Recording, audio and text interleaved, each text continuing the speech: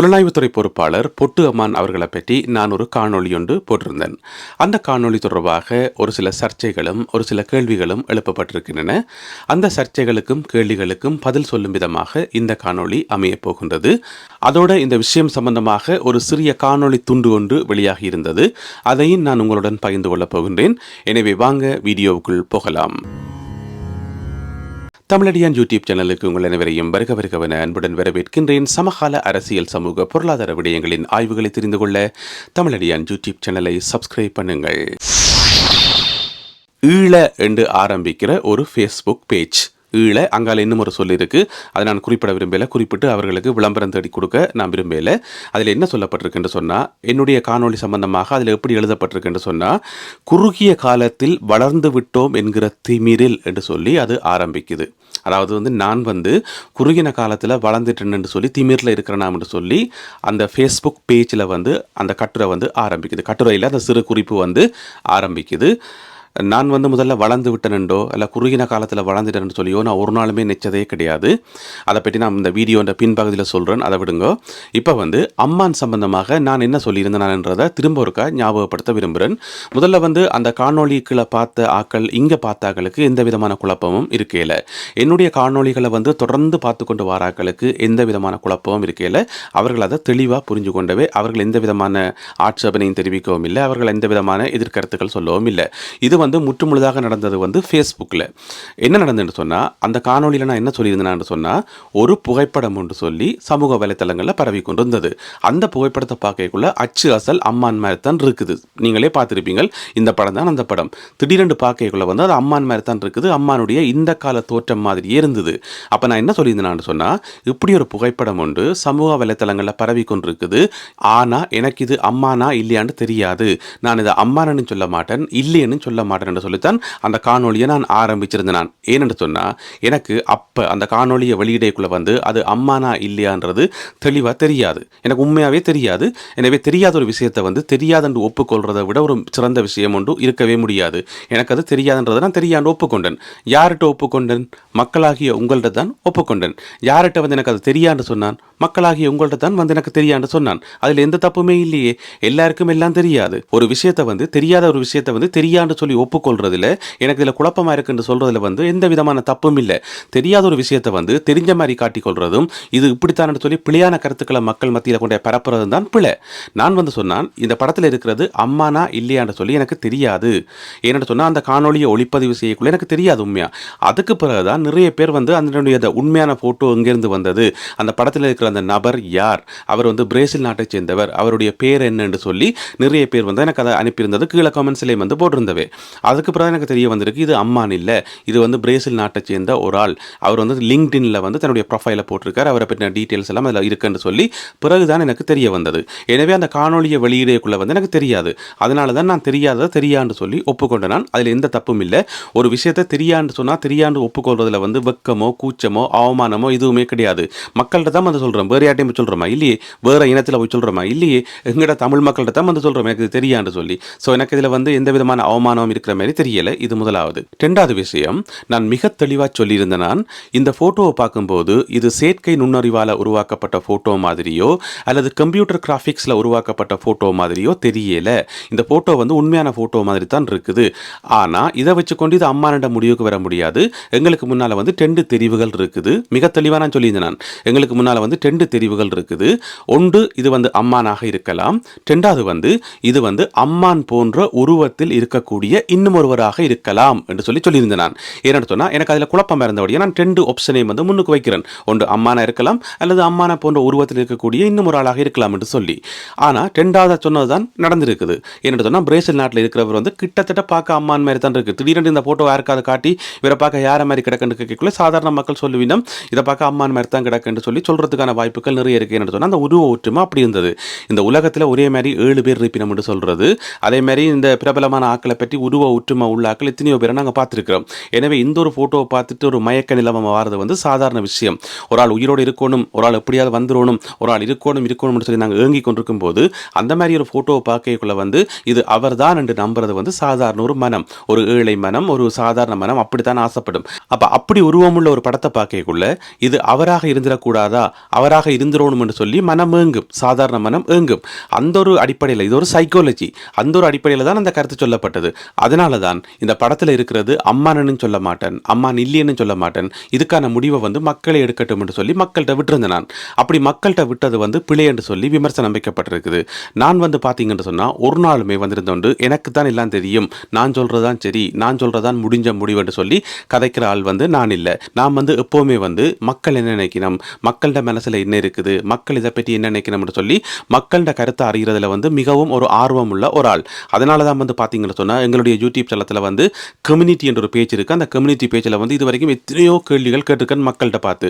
மக்களே இதை பற்றி உங்களுடைய கருத்து என்ன, நீங்கள் என்ன நினைக்கிறீங்கள், இது சரியென்று நினைக்கிறீங்களா பிழையென்று நினைக்கிறீங்களான்னு சொல்லி இது வரைக்கும் எத்தனையோ கேள்விகள் கேட்டுக்கொண்டு வந்துக்கிறேன். இந்த யூடியூப் சேனல் ஆரம்பித்த காலத்திலேருந்தே அந்த கம்யூனிட்டி பேஜில் வந்து நிறைய கேள்விகள் மக்கள்கிட்ட இருந்தால் பதிலாக நான் எடுத்துக்கொள்ள விரும்புகிறேன். ஏன்னு சொன்னால் மக்கள் என்ன நினைக்கிறோம்ன்றதான் முக்கியம், நாங்கள் என்ன நினைக்கிறோம்ன்றது இங்கே முக்கியம் இல்லை, எங்களுடைய மண்டையில் என்ன இருக்குன்றது முக்கியமே இல்லை. மக்களுக்கு எது தேவை, மக்கள் என்ன நினைக்கணும்ன்றதான் முக்கியம். இன்றைக்கு நீங்கள் வரலாற்றை எடுத்து பார்த்தீங்கன்னு சொன்னால் மக்களோட விருப்பத்தை மதிக்காமல், மக்களோட மனசில் என்ன இருக்குன்றதை அறிஞ்சு கொள்ளாமல் தங்களோட இஷ்டப்படி செயல்பட்டாக்கள் எல்லாமே வந்து இன்றைக்கு முகவரி இல்லாமல் காணாமல் போயிருக்கணும். அதுதான் உண்மை. மாறாக மக்களோட மனசை புரிஞ்சு கொண்டு மக்களுக்காகவே தங்களை அர்ப்பணிச்சாக்கள் மக்களுடைய மனசில் வந்து எவ்வளோ உயரத்தில் இருக்கணும்ன்றது எங்கள் எல்லாருக்குமே தெரியும். இன்றைக்கு எங்களுடைய நாட்டில் இருக்கிற அரசியல் கட்சியில் பார்த்தீங்கன்னு சொன்னால் அவையில் வந்து மக்களோட கருத்தை மதிக்கிறதே இல்லை, மக்களோட விருப்பங்களை பற்றி கணக்கெடுக்கிறதே இல்லை. மக்களுக்கு என்ன விருப்பம், எல்லா அரசியல் கட்சிகளும் வந்து ஒற்றுமையாக இருக்கணும், தமிழ் மக்களாகிய எங்களுக்காக ஒற்றுமையாக சேர்ந்து குரல் கொடுக்கணும்ன்றதான் சாதாரண மக்களோட விருப்பம். நீங்கள் சாதாரண மக்கள்கிட்ட கேட்டு பார்த்தீங்கன்னு சொன்னால் தமிழ் கட்சிகள் எல்லாமே ஒற்றுமைப்படணும்னு சொல்லுவீங்க. ஆனால் தமிழ் கட்சிகள் வந்து அப்படி செயல்படணுமோ இல்லை. ஆளுக்கு ஒரு கட்சியை வச்சுக்கொண்டு தங்களுக்கு ஒரு கொள்கை கோட்பாடை வச்சுக்கொண்டு, அந்த கொள்கை கோட்பாடெல்லாம் பெரிய பலமான கோட்பாடு இல்லை, சும்மா சின்ன சின்ன கொள்கைகள் கோட்பாடுகளை வச்சுக்கொண்டு சண்டை பிடிச்சு கொண்டு தெரியணும். அதனால் வந்து மக்களுக்கு வெறுத்து போயிருக்குது, ஏண்டா அவங்க இப்படி இருக்கிறாங்கன்னு சொல்லி. அதே மாதிரி இங்கே புலம்பெயர் நாடுகளில் பார்த்தீங்கன்னு சொன்னால் எக்கச்சக்கமான அமைப்புகளும் அந்த அமைப்பு இந்த அமைப்புன்னு சொல்லி ஏகப்பட்ட அமைப்புகள் இருக்குது. நீங்கள் வேணுமெண்டா மக்கள்கிட்ட கேட்டு பாருங்க, மக்கள் அதைத்தான் சொல்லுவினோம். புலம்பெயர் நாடுகளில் இருக்கிற அமைப்புகள் ஒற்றுமைப்படணும், தாயகத்தில் இருக்கிற எங்களுடைய கட்சிகள் வந்து ஒற்றுமைப்படணும்ன்றதான் மக்களோட விருப்பம். ஆனால் மக்களோட விருப்பத்தை மதிக்காதாக்கள் தான் இப்படி செயல்பட்டு கொண்டு தெரியணும். என்னால் வந்து அப்படி எந்த இஷ்டப்படி செயல்பட முடியாது. அதனால தான் நான் மக்கள்கிட்ட வந்து நிறைய கருத்துக்களை கேட்கிறேன், மக்கள்கிட்ட வந்து நிறைய கேள்விகளை கேட்கிறேன். ஒரு விஷயம் எனக்கு தெரியாத போது அதை நான் வந்து மக்கள்கிட்ட ஒப்படைக்கிறேன். மக்களை நீங்களே முடிவெடுத்துக் கொள்ளுங்கொண்டு. இதில் என்ன தப்பு இருக்குது, என்ன தப்பு இருக்குது? நான் காணொலியில் பேசுகிறேன்றக்காக எனக்கு தான் எல்லாம் தெரியும், எனக்கு தான் பெரிய அறிவு இருக்குன்னு சொல்லி நான் ஒரு நாள் நினைச்சதே கிடையாது. அப்படியான திமிர் எனக்கு கிடையவே கிடையாது. வெளியிலிருந்து பார்த்து கொண்டிருக்கிறார்கள் பெரிய பெரிய அறிவாளிகள், பெரிய பெரிய சிந்தனவாதிகள், எத்தனையோ விஷயம் தெரிஞ்சாக்கள் வெளியில் இருக்கணும். அதை நாங்கள் ஒப்புக்கொள்ளணும். நான் மட்டுமில்லை, ஒவ்வொரு யூடியூபர்ஸும் வந்து ஒப்புக்கொள்ளணும். எங்களுக்கு தான் எல்லாம் தெரியும் சொல்லி நாங்கள் நினைக்கக்கூடாது. இதுதான் அந்த அடிப்படை விஷயம். அதோட அந்த ஈழ என்று ஆரம்பிக்கிற ஃபேஸ்புக் பேஜில் வந்து இன்னும் ஒரு விஷயம் சொல்லப்பட்டிருக்கு. இதனை வந்து தொடர் பிரச்சாரமாக இவர் செய்து வருகிறார் என்று சொல்லி. நான் இங்கே தொடர் பிரச்சாரமாக செய்து கொண்டு நான் இல்லையே. இந்த விஷயத்தை பற்றி ஒருக்கா சொன்னான், இப்படி சொன்னான், இப்படி ஒரு படம் ஒன்று சமூக வலைத்தளங்களில் பரவுது என்று சொல்லி ஒருக்கா தான் நான் சொன்னேனே தவிர தொடர் பிரச்சாரங்களில் ஈடுபடையலை. அந்த வீடியோலையும் வந்து அடித்து சொல்லலை, இது அம்மான் தான் என்று சொல்லி அடித்து சொல்லலை. ஒருக்கா சொன்னான். இதை வந்து சொல்கிறது, ஒரு விஷயத்தை வந்து திரும்ப திரும்ப சொல்கிறது, அடித்து சொல்கிறது, ஆணித்தரமாக சொல்கிறத வந்து புரோபகண்டான்னு சொல்லுவோம், அதாவது பிரச்சாரம் என்று சொல்லுவோம். ஒரு விஷயத்தை வந்து ஒருக்கா இப்படி நடந்திருக்கு, இப்படி இருக்குன்னு சொல்கிறது வந்து ரிப்போர்ட்டிங், அறிக்கைன்னு சொல்லுவோம். அது வந்து ரிப்போர்ட்டிங், ஊடகத்தில் அப்படித்தான் சொல்கிறது. அப்போ நான் வந்து புரோபகண்டா பண்ணல, அதை வந்து நான் ரிப்போர்ட் பண்ணினான். இந்த மாதிரி ஒரு விஷயம் இருக்குது, மக்களை நீங்களே முடிவெடுத்துக் கொள்ளுங்கன்னு சொல்லி. இது வேற அது வேறு. எனவே இந்த மாதிரியான விமர்சனம் வந்து ஏற்றுக்கொள்ளக்கூடிய விமர்சனம் இல்லை.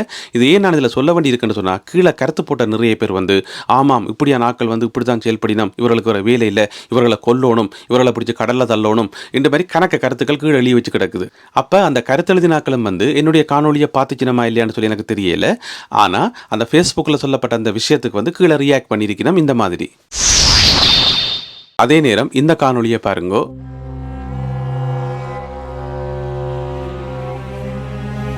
இந்த காணொலியை பார்க்கும்போதும் எங்களுக்கு தெளிவாக தெரியுது இது அம்மான் இல்லை என்று சொல்லி.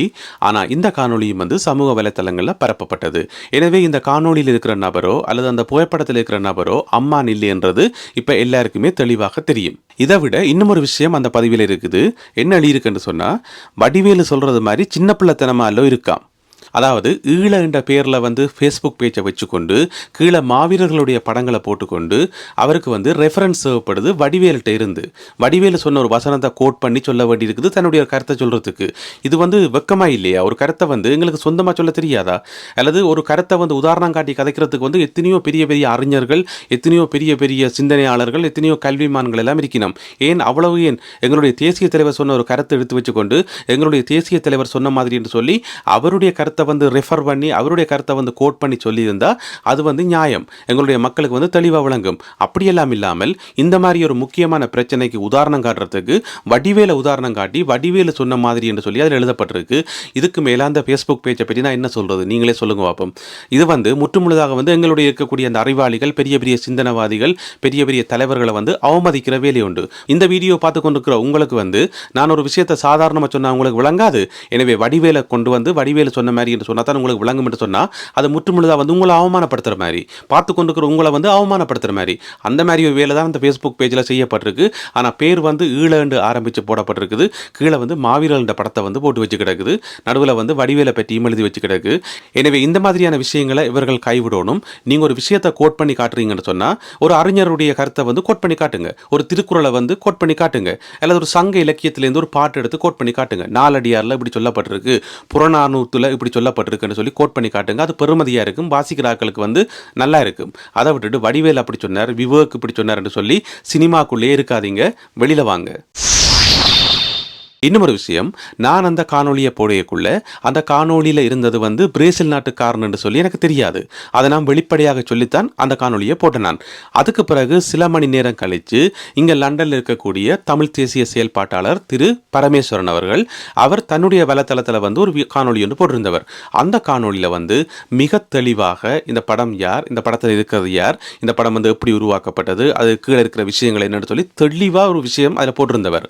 அப்போ ஒரு விஷயத்தை வந்து ஆக்கப்பூர்வமான கருத்துக்களை பரப்ப நினைக்கிற ஆட்கள் என்ன செய்திருக்கணும்னு சொன்னா, என்னுடைய வீடியோக்கு போய் அங்கே விளம்பரம் கொடுத்ததும் பார்க்க, என்ன பற்றி தாக்கி எழுதி என்ன வெட்டணும் கொத்தணும் என்று எழுதினதுக்கும் பார்க்க, என்னுடைய காணொலிக்கு இலவசமாக விளம்பரம் தேடி தரதை விட்டுட்டு பரமேஸ்வரன் அவர்களுடைய காணொலியை நீங்க பகிர்ந்திருக்கணும். நீங்க பகிரையில அந்த காணொலியை வந்து இன்னும் 100 பேருக்கு பகிர்ந்திருந்து இங்க பாருங்க மக்களே, இதுல தான் உண்மை சொல்லப்பட்டிருக்குது, இதுல தெளிவாக விளக்கமாக விரிவாக எல்லாமே சொல்லப்பட்டிருக்கு, தமிழடியாண்ட காணொலியில சொன்னது பிழை என்று சொல்லி அதை கண்ணும் காணாம விட்டுட்டு திரு பரமேஸ்வரன் அவர்களுடைய காணொலி எடுத்து நீங்க பரப்பி இருந்தீங்கன்னு சொன்னா, இவர்கள் பரப்பி இருந்தார்கள் என்று சொன்னா அது எல்லாருக்கும் போய் சேர்ந்திருக்கும். நான் ஏன் 3 நாள் பொறுத்திருந்துட்டு 3 நாள் கழிச்சு இந்த வீடியோவை நான் இன்றைக்கு மேக் பண்ணு சொன்னா, இந்த 3 நாளுமே நான் பார்த்து கொண்டு வந்தேன். நான் அவர்களுடைய அந்த பேச்சில் வந்து பரமேஸ்வரன் அவர்களுடைய காணொலி வருதா இல்லையான்னு பார்த்தா. எனவே ஒரு விஷயம் தெளிவாக விளங்குது என்று சொன்னா, இந்த விஷயத்தை வந்து ஆக்கப்பூர்வமாக அணுகிறதுக்கு இவர்கள் தயாராக இல்லை, நல்ல கருத்தை வந்து பரப்புறதுக்கு இவர்கள் தயாராக இல்லை. இவைக்கு வந்து பிளபிடிக்கணும், அதுக்கு வந்து வடிவேல உதாரணம் காட்டி ஏதாவது கதைக்கணும். இதுதான் இவன் நோக்கமே தவிர இவன் நோக்கம் சரியாக இருந்திருந்தா, மக்கள் மத்தியில் வந்து ஒரு தெளிவை ஏற்படுத்தணும்ன்றதான் இவன் நோக்கமாக இருந்தா, மக்கள் மத்தியில் குழப்பத்தை உருவாக்க கூடாதுன்றதான் இவன் நோக்கமாக இருந்தா, இவர்கள் வந்து திரு பரமேஸ்வரன் அவர்களுடைய வீடியோ வந்து எல்லா இடமும் ஷேர் பண்ணி தாங்களும் ஷேர் பண்ணி மக்களே இதை பாருங்க, இதில் உண்மை சொல்லப்பட்டிருக்குன்னு சொல்லி அதுக்கு ஒரு சின்ன குறிப்பும் எழுதி அந்த காணொலியை பகிர்ந்திருப்பினோம். ஆனால் இந்த 3 நாளாகி இன்னுமே அதை பற்றி பகிரவும் இல்லை, அதை பற்றி எந்த கருத்தும் இல்லை. இதுலேருந்தே விளங்குது வைக்கி ஆக்கப்பூர்வமாக சிந்திக்கிறேன்டா என்னென்னே தெரியாண்டு சொல்லி. எனவே காமெடி நடிகர் வடிவேல திருவள்ளுவர் ரேஞ்சுக்கு உயர்த்தி அவர்கிட்ட இருந்து ரெஃபரன்ஸ் எடுத்து கருத்துக்களை சொல்லி கொண்டு வர இவைக்கு வந்து நான் ஒரு சேலஞ்ச் ஒன்று விடுறேன், ஒரு பகிரங்க சவால் ஒன்று விடுறேன். இனியாவது திரு பரமேஸ்வரன் அவர்களுடைய அந்த காணொலியை பகிர்ந்து இங்கே பாருங்க மக்களே, இதில் தான் சரியான விஷயம் சொல்லப்பட்டிருக்குன்னு சொல்லி பரப்புங்க பார்ப்போம். இது உங்களுக்கான ஒரு பகிரங்கமான சவால். இனியாவது இந்த காணொலியை பார்த்துட்டாவது அவருடைய காணொலியை பகிர்ந்து கொள்றீங்களா இல்லையான்றதை பார்க்கலாம்.